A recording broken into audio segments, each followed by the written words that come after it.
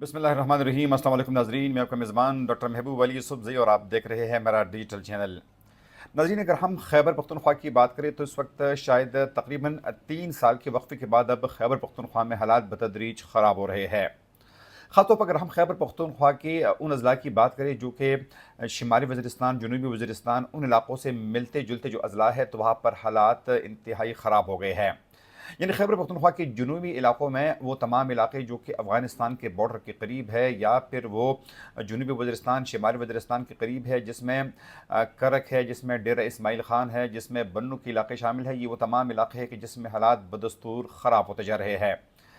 ایک اندازے کے مطابق اس وقت خیبر پختونخوا کے جو 2 ڈویژنز ہیں، یعنی ہزارہ ڈویژن اور مردان ڈویژن کے علاوہ جو دیگر 3 ڈویژن ہے، جس میں خاص طور پر بنڈو ڈویژن ہے، جس میں ڈیرہ اسماعیل خان ڈویژن ہے، تو وہاں پر اس وقت حالات جو ہے وہ بتدریج خراب ہوتے جا رہے ہیں۔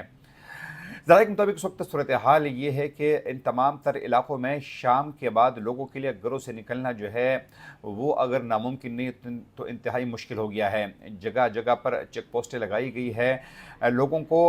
پرچیاں جو ہے وہ مل رہی ہے، لوگوں کو تھریٹس مل رہی ہے، دھمکیاں مل رہی ہے کہ آپ نے اگر اس علاقے میں جو موجود دہشت گرد ہے اگر آپ نے ان کا ساتھ نہیں دیا تو پھر آپ کی حالت بہتر نہیں ہوگی، اور ان کو مختلف دھمکیاں دی جا رہی ہے۔ ناظرین، خوش قسمتی سے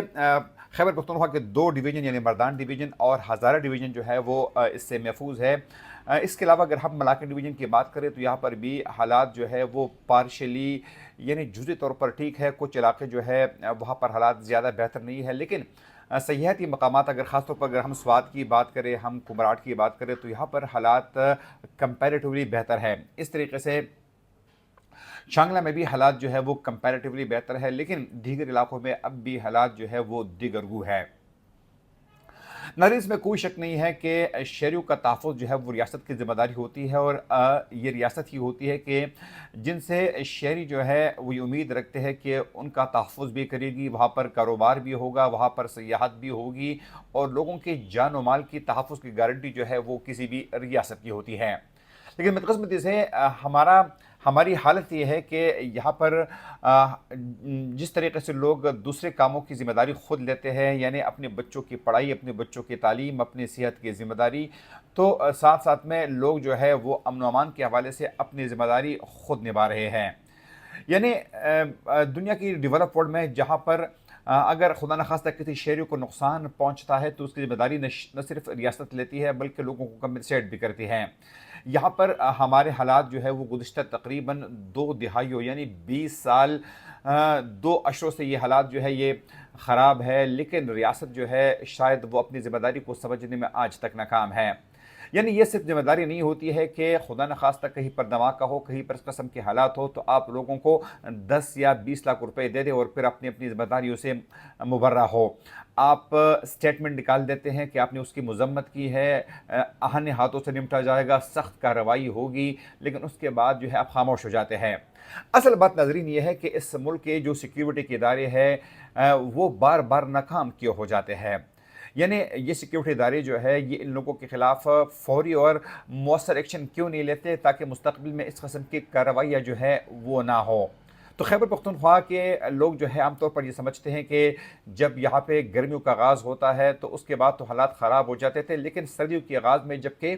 پہاڑوں میں برفباری ہوتی تھی تو اس کے بعد عام طور پر حالات جو ہے وہ بہتری کی طرف جاتے تھے۔ لیکن بدقسمتی سے اس دفعہ جبکہ سردیوں کا باقاعدہ آغاز بھی ہوا ہے، ہمارے پہاڑوں میں یا پہاڑی علاقوں میں برف باری بھی ہوئی ہے، لیکن اس کے باوجود بھی یہاں پر حالات جو ہے وہ بہتری کی طرف اب تک گامزن نہیں ہوئے ہیں، جس کا باعث مقامی لوگوں میں تشویش پائی جاتی ہے۔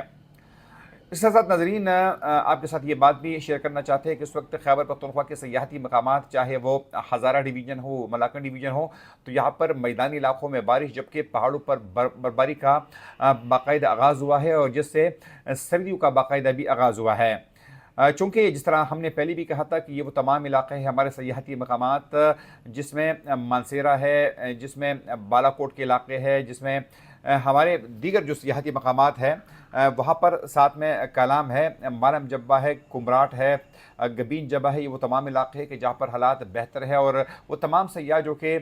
سردیوں کے موسم میں خاص طور پر اگر سیاحتی مقامات کا رخ کرنا چاہتے ہیں تو یقیناً وہ ان علاقوں میں جا سکتے ہیں اور زندگی کے حسین لمحات وہاں پر گزار سکتے ہیں۔ ناظرین، اس وقت صورتحال یہ ہے کہ جو سیاحتی مقامات تک جانے والے سڑکیں ہیں وہ تمام راستے بھی کھلے ہیں، کیونکہ برفباری جو ہے وہ صرف بالائی علاقوں میں ہوئی ہے، صرف پہاڑوں پر ہوئی ہے، اور نیچے جتنی بھی سڑکیں ہیں سیاحتی مقامات تک جانے والے سڑکیں، تو وہاں تک آپ آسانی کے ساتھ جا سکتے ہیں، اپنی فیملی کے ساتھ جا سکتے ہیں، اور وہاں پر زندگی کے حسین لمحات جو ہے وہ بھی گزار سکتے ہیں۔ اگلے پروگرام تک اپنے میزبان ڈاکٹر محبوب علی صدیقی کو اجازت دیجیے۔ اللہ حافظ۔